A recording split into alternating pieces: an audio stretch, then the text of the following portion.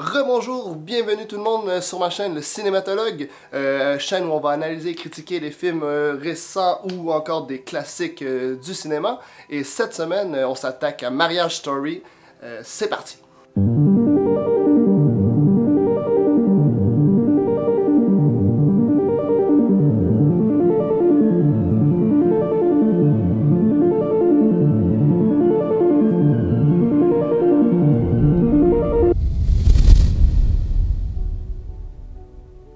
Donc, Marriage Story, qui est sorti, je sais, depuis déjà un bon moment sur Netflix, qui est sorti le 8 septembre, mais honnêtement, j'avais pas le choix de faire une critique de ce film, même si c'est pas une nouveauté en soi, parce que selon moi, ça reste quand même mon coup de cœur 2019.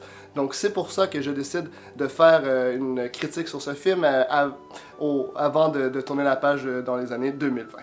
Donc, Marriage Story est un film réalisé par Noah Baumbach, qui a été vraiment le réalisateur découverte pour moi cette année, car je n'avais jamais vu aucun de ses films. Il a réalisé entre autres Frances A, Meyerowitz Story, The Squid and the Whale, While We're Young, donc tous des films qui n'ont pas été des grands box-office, mais qui sont quand même des films très authentiques et très singuliers.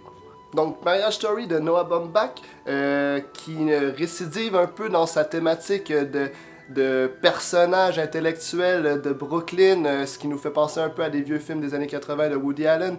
Cet humour un peu comédie dramatique, légère, dans le fond, qu'on rit un peu de ce milieu-là, même si nous-mêmes, même si le réalisateur en soi en fait partie.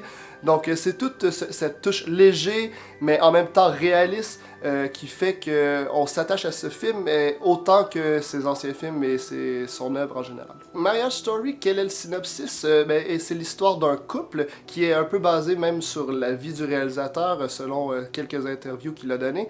Et ce sera un couple qui tout d'abord est très heureux, comme d'habitude, et ça sera vraiment l'histoire de leur divorce.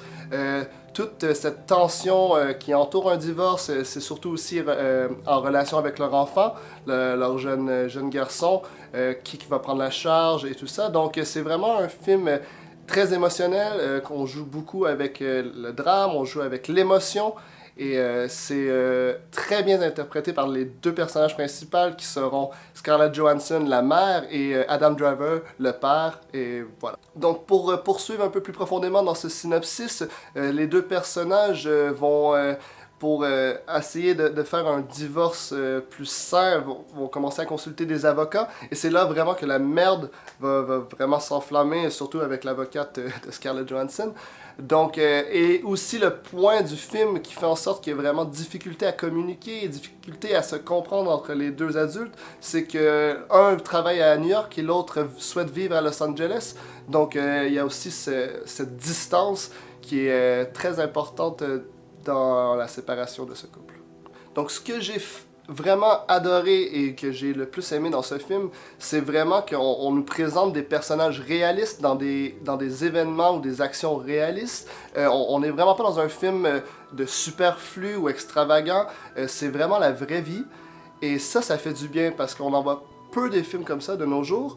Et Noah Baumbach réussit vraiment à installer un univers où on se sent chez soi, en fait. On a tous déjà vécu ces situations, ou du moins on a tous déjà vécu une engueulade ou une tension avec une copine. Donc c'est vraiment bien réussi.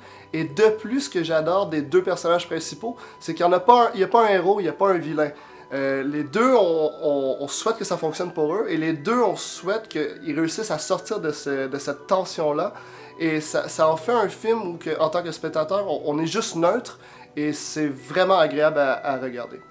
D'ailleurs, ces deux personnages qui sont interprétés, la mère par Scarlett Johansson et le père par Adam Driver, sont merveilleusement bien joués. Ces deux acteurs, vous savez déjà avec mes vidéos précédentes que j'apprécie énormément.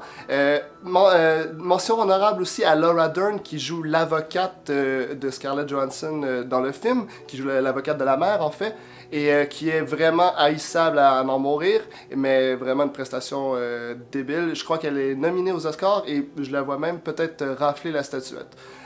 Aussi, j'ai vraiment apprécié que pour Scarlett Johansson, on la hypersexualise pas. C'est un des rares films depuis longtemps où on la voit pas en mini-jupe, on la voit pas super sexy, c'est vraiment juste une mère.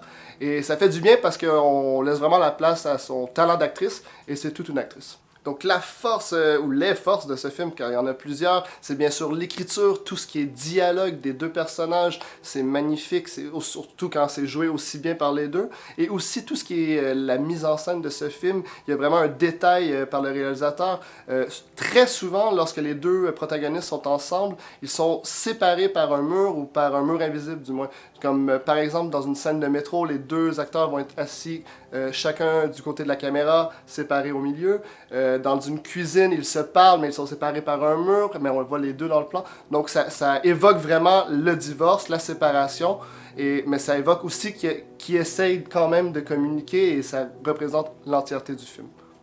Alors, pour moi, ce film, toutes les scènes sont relativement importantes et toutes les scènes sont presque toutes bonnes, mais il y en a deux qui sortent vraiment du lot, et lorsque vous verrez le film, vous comprendrez pourquoi.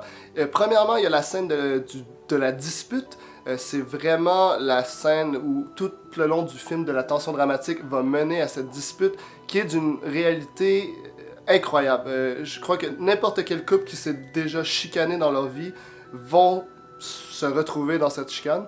Et deuxièmement, il y a la scène plus comique, car ce film sait aussi avoir des petites touches humoristiques, et c'est bien parce que ça allège un peu le propos très dramatique de la travailleuse sociale qui va venir voir le père s'il sait vraiment bien s'occuper de son enfant. Ces deux scènes sont fortes dans ce film, mais tout le reste est excellent également. Donc, Marriage Story, c'est un film qui est sorti sur Netflix, on l'a dit précédemment, et souvent je recommande les gens d'aller voir les films en salle, sur le grand écran, c'est toujours bien. Et étonnamment, je trouve que Marriage Story est vraiment un exemple à part, c'est dans le sens que je conseillerais vraiment de voir ce film-là au salon, tranquillement, fermez votre cellulaire 1h30, parce que c'est un film qu'il faut vraiment s'investir dedans, faut vraiment pas être dérangé, parce que j'ai l'impression qu'on peut assez rapidement décrocher du film, et d'autant plus, je dirais que c'est un film qui ne plaira peut-être pas à tout le monde, car c'est vraiment un film lent, des longs plans dramatiques, il n'y a pas beaucoup d'action, tout se joue vraiment dans le jeu d'acteur, dans le jeu d'écriture, dans les dialogues. Donc, ce ne sera pas un film qui va plaire à tout le monde, comme je viens de dire, mais c'est vraiment un film que si vous vous attardez, si vous prenez le temps, si vous vous mettez dans l'état d'esprit, qui a vraiment le mérite d'être apprécié. Alors, pour conclure, ben, ce film, c'est un petit bijou 2019. Honnêtement, moi, je suis tombé sur le cul quand je l'ai vu. Vous allez rire, vous allez pleurer, vous allez passer par toutes les gammes d'émotions. C'est un excellent film. Bon, j'y vais avec la note traditionnelle. Je vais lui donner un 8 sur 10 quand même. Ça m'a fait découvrir Noah Baumbach, qui est un réalisateur excellent, hyper talentueux. Et voilà, je vous laisse là-dessus. Allez voir ce film. Et sinon, on se voit cette semaine, un peu plus tard, vendredi peut-être. Je vous envoie mes prédictions pour les Oscars qui arrivent ce dimanche. À plus!